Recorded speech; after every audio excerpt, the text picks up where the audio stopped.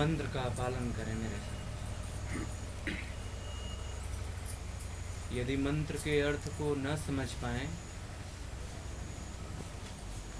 तो मंत्र के सामने समर्पित हो जाना ही मंत्र का सम्मान होता है। भाषा का यदि ज्ञान न हो किंतु भाषा के प्रति यदि समर्पण हो तो भाषा के अंदर निहित ज्ञान लाभ देता है। जिस प्रकार अज्ञान से युक्त बच्चा, विवेक से मुक्त बच्चा आस पास के क्रिया का, कर्म का अनुकरण करते हुए बोध को प्राप्त होता है, उसी प्रकार यदि मंत्र समझ में ना आए, संस्कृत समझ में ना आए, अन्य भाषा समझ में ना आए, तो सहज होकर उस भाषा को चित्त पूर्वक, न्याय पूर्वक, आत्म सौंदर्य पूर्वक सुनने से भी, उसका ठीक ठीक अनुकरण करने से भी महतत्व की उपाधि सत्ता प्राप्त होती है। अतएव आपको क्या ज्ञान है ये मैं कभी नहीं पूछूंगा, लेकिन जितना ज्ञान है उतने में आप श्रद्धा पूर्वक उसका पालन करें, यह आवश्यक है। ठीक है, तो महामंत्र का श्रद्धा पूर्वक, विनय पूर्वक, आत्मतंत्रिका पूर्वक लयन और लयन करें। ओम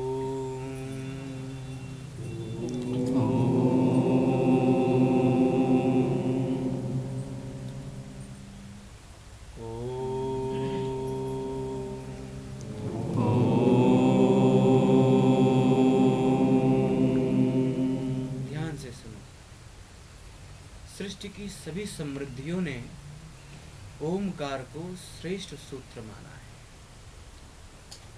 इसमें वाक्य नहीं है, इसमें अक्षर नहीं है, यह स्वयं अक्षर है। सारे नश्वर पदार्थों से यह मुक्त है, विजेता है। सारे के सारे विस्तृत और क्रियात्मक भावों से यह मुक्त है। इसका नैवेद्य पूर्वक पालन करना, अर्थात नवधा भक्ति पूर्वक पालन करने से, श्रवण करने से, मनन करने से एवं चिंतन करने से मन की स्थिति ओमकारमयी होती है। यह ओमकार तीनों देवों की शक्तियों को समुचित रूप से एकत्रित किए हुए है। विधा शक्ति यह कहती है कि कोई भी जीव जब साधन की शुरुआत करता है उसे प्रणव अक्षर, कल्याणमय अक्षर अ, उ और ह्रस्व हलंत से लगा हुआ आधा म, इन मंत्रों का सबसे पहले पालन करना चाहिए। ओमकार के सिद्धपूर्वक स्थिति में पालन किए जाने से मन हमेशा शांत और स्थिर रहता है। ओमकार जितने गंभीरता पूर्वक बोला जाएगा, ओम प्रणव का वाचन करते समय शरीर में जितनी संकेत महसूस की जाएगी, जिसके घरत्व को जितना महसूस किया जाएगा, शरीर का मन उतना ही शरीर के साथ न्याय करेगा, शरीर उतना ही पंच तत्व के साथ न्याय करेगी, पंच तत्व उतना ही पुरुष के साथ और प्रकृति के साथ न्याय करेगा, और प्रकृति पुरुष के साथ जब न्याय होता है सो आत्मा मन से मिल जाती है। सो प्रणव अक्षर का ठीक ठीक पालन करना सामान्यतः तो नहीं है। ओम शब्द बोल देने से ओमकार का वाचन नहीं होता है। एक साधु पूरे जीवन या कई जीवन जब इस साधन को करता है, तभी जाकर हजारों करोड़ों बार बोलने के बाद एक बार वह ओमकार का ठीक ठीक पालन कर पाता है। ओमकार की जब उत्पत्ति हो आपके कंठ, तालु और जिह्वा से, मुख से, तो शरीर में स्पंदन होना चाहिए। न वो बहुत तीव्र होनी चाहिए, न बहुत धीमा होना चाहिए, वह आंदोलित मध्य में होनी चाहिए। पुरचरिका ऋषियों ने कहा है ओमकारस्त महाशक्ति विनाशस्य च निर्माण कृत। यही ओमकार में विनाश और निर्माण दोनों की संधि शक्तियां स्थापित है। ओमकार बोलने पर मन शांत होता है।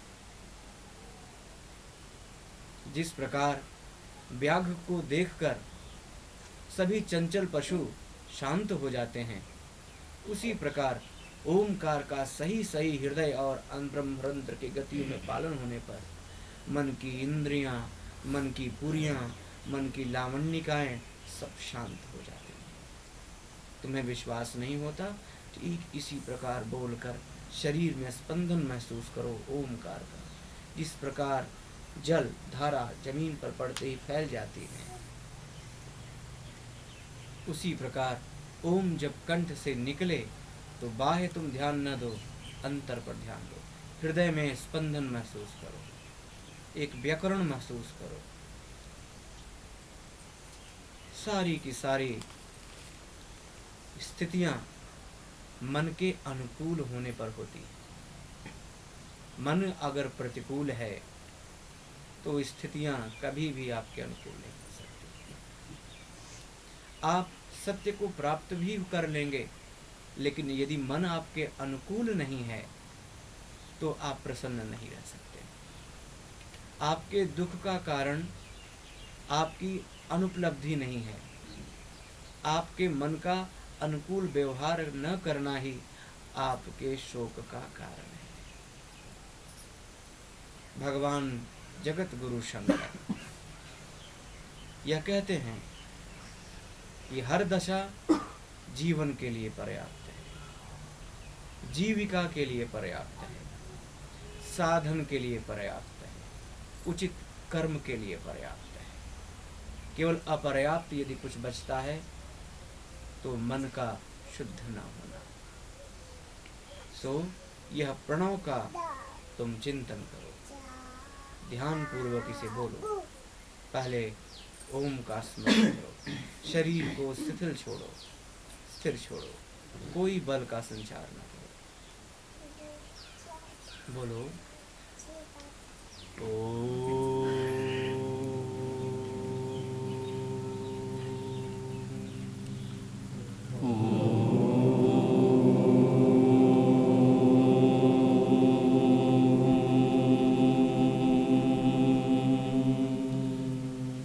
गलतियां तब होती हैं जब जीव मंत्र के अगले अक्षर को वचन देने के लिए, उसे बोलने के लिए तैयार रहता है कि यह वाक्य पूरा होगा, अब अगला वाक्य हमें जपना है। इसी स्थिति में मनुष्य से गलती होती है। जो शब्द बोल रहा है बस उसी शब्द को बोलना है, उसके अतिरिक्त शब्द इस शब्द के समाप्त होने के बाद आते हैं। सो जो मंत्र आप बोल रहे हैं वही मंत्र आप बोलें। पुनः प्रयास करें।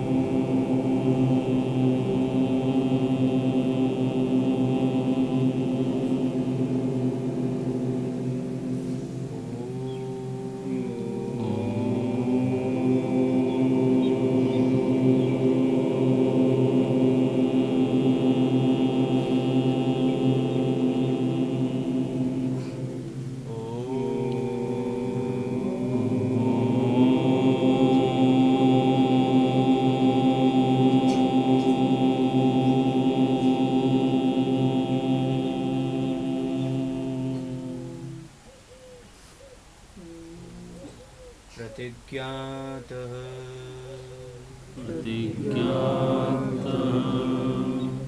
वैश्वणानां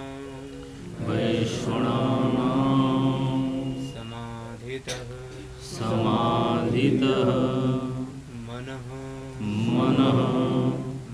पुत्रः चित्तः अथः मननातः वैवाश्वतः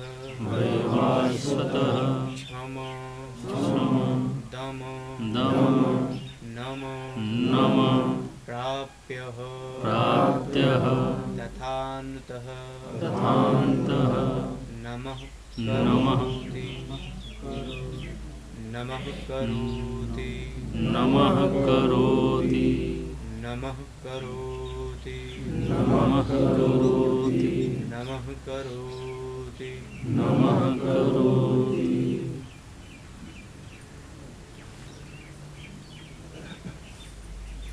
अतः आप सभी लोग शिक्षा में जल्दबाजी कभी ना करें कि हमारी शिक्षा, हमारी विद्या कुछ आगे बढ़े। यहाँ जो मिलेगा, जितना मिलेगा, उसे संयमित ढंग से जीना है। जिस प्रकार सब कुछ समृद्धियों को इकट्ठा करने से जीवन प्रसन्न नहीं होता, उसी प्रकार ज्ञान भी इकट्ठा करने से कल्याण नहीं होता। संसार पद्धति वर्णाश्च प्रकृतो मध्यो रूपवान तदंतरो मिथ्याभासः मिथ्यारूपो च कर्मवान। भगवान दधीच के वाक्य थे सम्यक दृष्टि नामक पुस्तक से। इसे व्यास के आदेशानुसार लिखा गया। उसमें उन्होंने कहा था, मनुष्य के दिनचर्या में ही ज्ञान जीने की, अध्यात्म जीने की कला निहित है। जब मनुष्य की इंद्रिय विस्तृत रूप से अपने जीवन और ईश्वर के जीवन को जोड़ता है, तभी किस प्रकार उसके कर्म होने चाहिए, इसकी विभूतिवत ज्ञान उसे मिलती है। अतः आप सभी लोग शीघ्र प्रयास से मुक्त हों, सम्यक भाव से बादरायण के इस विचार को पालन में ले आए। अंतःकरण चतुष्टय के प्रमुख सूत्रों का, अलयन सूत्रों का विस्तृत रूप से अभ्यास करें। अलयन सूत्र, अलयन सूत्र किसे कहते हैं? अलयन सूत्र कहते हैं हमारे कर्म में संन्यास हो, कर्म का संन्यास, अपने गलत अभ्यास, अपने गलत कार्यों पर अंकुश लगाना। उलयन सूत्र किसे कहते हैं? भावनात्मक कर्म में संन्यास लेना। कोई भी सन्यासी, चाहे वह दैवी हो या अदैवी हो, इसी संन्यास प्रथा से शुरुआत करता है। चाहे अलयन हो, चाहे उलयन हो। तो आप जो कर सकते हैं वह जिम्मेदारी आपकी रहेगी। उसमें मार्गदर्शन ज्ञान से मिलेगा। ज्ञान के जितने समीप आप रहेंगे, ज्ञान के प्रति जितना सरल रहेंगे, ज्ञान उतना ही आपको स्वीकारेगा। शायद मैंने कभी कहा था, ज्ञानी ज्ञान के बिना ज्ञानी है। इस प्रकार यह विषय समझ में आता है कि कोई ज्ञानी ज्ञान को नहीं पकड़ता है, बल्कि उसके स्वभाव और उसके समर्पण को देखकर ज्ञान ज्ञानी का अनुकरण करता है, उसको धारण करता है। अध्यात्म में हम सभी लोग केवल भाव प्रकट कर सकते हैं, केवल भाव प्रकट कर सकते हैं, और वह भाव जितना शुद्ध होगा, उस भाव को उतना ही उपलब्धि तय है। जो लोग जंगलों में संन्यास लेकर तपस्या करते हैं, वो बड़े ज्ञानी होते हैं। लेकिन उनके किए गए कर्म तभी ज्ञान की श्रेणी में आते हैं जब उनके भाव शुद्ध होते हैं, तभी उनकी सिद्धियां भी उनके साथ चलती हैं, उपलब्धियां तभी उनके साथ चलती हैं। अतः एव मैं चाहूँगा आप सबसे कि ईश्वर द्वारा कल्याण कराने की अपनी एक भाव में अपने स्वभाव को एक भिक्षुक की भांति बनाइए। कर्म करिए, कर्मयोगी कर्म को बनाइए, लेकिन खुद को कभी कर्मयोगी मत बनाइए। भिक्षुक ही हमेशा रहो, किंतु आसक्तिवान भिक्षुक नहीं, संन्यास युक्त भिक्षुक। संन्यास युक्त भिक्षु किसे कहते हैं तुम्हें पता है? संन्यास युक्त भिक्षु का यह नियम है कि चाहे भोजन हो, चाहे वस्त्र हो, चाहे सोना हो, अंदर की आवश्यकता को वह नहीं मानता। सिद्धांत का अनुकरण करते ही वह भिक्षा, भोजन, स्नान, दान अथवा वस्त्र का पालन करता है। जब तक संन्यासमय कर्म नहीं, तब तक कोई भाव आपका कल्याण करने में समर्थ नहीं। पहले सच्चे आदर्शवान शिष्य बनो, भगवान गुरुदेव का भरोसा प्राप्त करो। वह भरोसा केवल शिष्य और गुरु का होना चाहिए। आसपास क्या चल रहा है उससे तुम्हें कोई लेना देना नहीं। बगल में अच्छा व्यक्ति बैठा है, बगल में बुरा व्यक्ति, इससे कुछ लेना देना। आपको जो लेना था, जो लेने आए हुए हैं आप, बस उसी से आपका संबंध होना चाहिए। ठीक है? तो ढेरों आशीर्वाद आपको। पुत्रवान कीर्तिमानस्य। कोई व्याकुलता आपके चित्त में न रहे। किंतु मैं यह आप सबसे निवेदन करूंगा, ईश्वर द्वारा प्राप्त कर लेने के परांत भी सब खो जाता है। बहुतों ने बहुत कुछ प्राप्त किया है, आप तो जानते होंगे। रावण ने प्राप्त किया, हिरण्याक्ष ने प्राप्त किया, बहुत लोगों ने बहुत कुछ प्राप्त किया। प्राप्त करने से ज़्यादा उस प्राप्ति को अपना बनाए रखना आवश्यक है। मिलकर जो वस्तु खो जाए उसे आशीष नहीं कहते मेरे बच्चों, उसे श्राप कहते हैं। एक पिता को यदि पुत्र हो, यह बहुत बड़ा लाभ है, लेकिन यदि वह पुत्र मिल जाए और मिलकर यदि वो नष्ट हो जाए, उसे उपलब्धि नहीं कहते, उसे श्राप कहते हैं। उस पुत्र का, उस पिता का भोग दंड कहते हैं। अतः मिलने से ज़्यादा वह ठहरा रहे आपके जीवन में, बना रहे आपके जीवन में, इसके लिए ईश्वर से प्रार्थना आप अवश्य करें। इसके लिए स्वयं देवी उपलब्ध हैं। पुत्र की रक्षा के लिए देवी बहुत मंगलकारिणी है। उनका नाम आप सभी लोग जानते हैं, देवी ललिता, देवी मीनाक्षी, बहुत सी हैं। इनका चिंतन करिए, शंकरा का ध्यान करिए, सबका मंगल होता है, आपका भी होता है। आप दूसरों से अलग नहीं हैं, आप दूसरा बनने की कोशिश मत करें, आप अपने अति सन्निकट रहिए। परमात्मा ने जो दिया है उसमें प्रसन्न रहने की कोशिश करिए।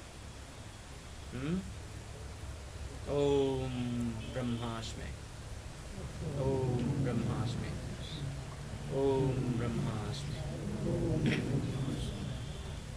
कोई शास्त्र सम्मत जिज्ञासा यदि आपकी हो तो मुझे अवश्य बताएं।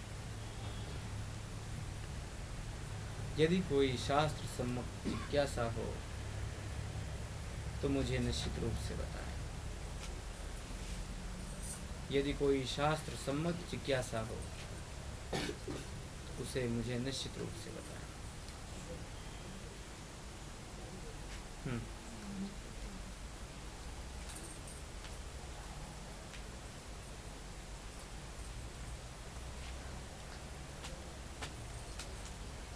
अतः देवां प्रकृति प्रवृत्ति वृत्ति नियंतानुसरणं भवः।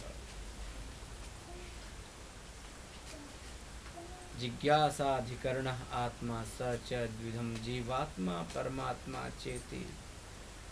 तातेश्वरं सर्वज्ञ एक एव जीवस्तु विभुनित्यस्य किं प्रमाणः मनः मननात् मनः सूत्र भुवरभूतम जय जय जय जय। एक अच्छे शिष्य को हमेशा ज्ञान की उलझन में पड़े रहना चाहिए, व्याकुल रहना चाहिए उसके समाधान के लिए। जिस प्रकार बालक भूख के शांत होने के बाद तृप्त होकर चीर निद्रा लेता है, उसी प्रकार जिज्ञासा के समाधान के बाद उसे समाधि में चीर समाधि में जाना आवश्यक होता है। आध्यात्मिक व्याकुलता ही विकास की जननी होती है। जो परमात्मा के नाम के साथ जुड़कर भी जिज्ञासा से संबंधित नहीं है, शास्त्रोक्त उसे बड़े अभ्यास की आवश्यकता है। मंत्राहरत दुखम जायते, मंत्र जाकर दुख को हर लेता है, ज्ञान जाकर मोह को हर लेता है, विषय जाकर विषय को हर लेता है, किंतु भक्ति जाकर समाधान को प्रदान करती है। आप जितना उलझेंगे उतना समाधान होगा। एक व्यक्ति यदि आध्यात्मिक जिज्ञासा में है, अगर उसका उत्तर उसे नहीं मिल रहा है तो अपने आप को भाग्यशाली समझे कि उस यात्रा को वो चल पड़ा है जिसका समाधान थोड़ी देर बाद तो होना है, लेकिन होना जरूर है। उस यात्रा पर है जिसके अंत पर समाधान करने वाले विराजमान हैं। तुम कौन हो? सिर्फ एक जिज्ञासु हो जो पूरे जीवन जिज्ञासा को लेकर चल रहा है, लेकिन तुम्हारी जिज्ञासा क्या है यह तुम ही नहीं जानते हो। इसीलिए तुम्हारा परमात्मा तुमसे स्पष्ट नहीं हो पा रहा है। तुम उसे जानते हो जो जानने लायक ही नहीं है। उसे जानना चाहिए जिसको जानकर ज्ञान धन्य हो जाता है, प्रकृति तृप्त हो जाती है और महेश्वर श्रृंगार करते हैं। शांत होकर उद्वलित हृदय को शांत करो, ओमकार का चिंतन करो और अपने दुखों से ऊपर उठकर उसका समाधान करने की सही प्रक्रिया को ग्रहण करो। क्षम्य धीमता। ईश्वर आप सबको हृदय की धम्न से क्षमा करें। ओम ब्रह्मास्मि।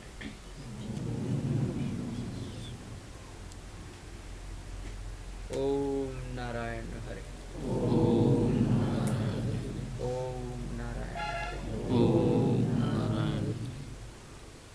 मंगल हो।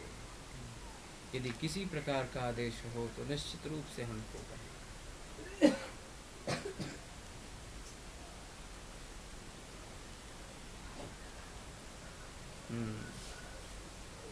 शुभ्राम भवति, शुभ्राम भवति।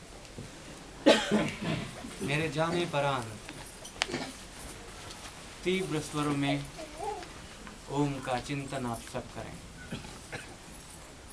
और जिस विधि के साथ मैंने बताया है उसी विधि के साथ करें। ओमकार बिंदु संयुत इत्थम ध्यायन्ति योगिनः। योगी लोग इसका ध्यान करके पवित्र होते हैं। वह ओमकार महान है जो एक योगी को पवित्र करता है। वह योगी जिससे तीर्थ, देव और देवियां सिद्ध होती हैं, ऐसे योगी को ओमकार पवित्र करते हैं। उस ओमकार को जपने के लिए तुम्हारे पास स्वर हैं, सुनने के लिए तुम्हारे पास कर्ण है और महसूस करने के लिए हृदयंगम हिरण्यगर्भ आपके पास उपस्थित है। इतने बड़े अवसर को तो कोई मूर्ख ही खो सकता है। क्षम धीमता। ईश्वर सभी पापों को क्षमा करे। ओम ब्रह्मास्मि। बोलिए आद्य गुरु शंकराचार्य जी महाराज की बोलो श्री सद्गुरुदेव भगवान की नमः पार्वती पते हर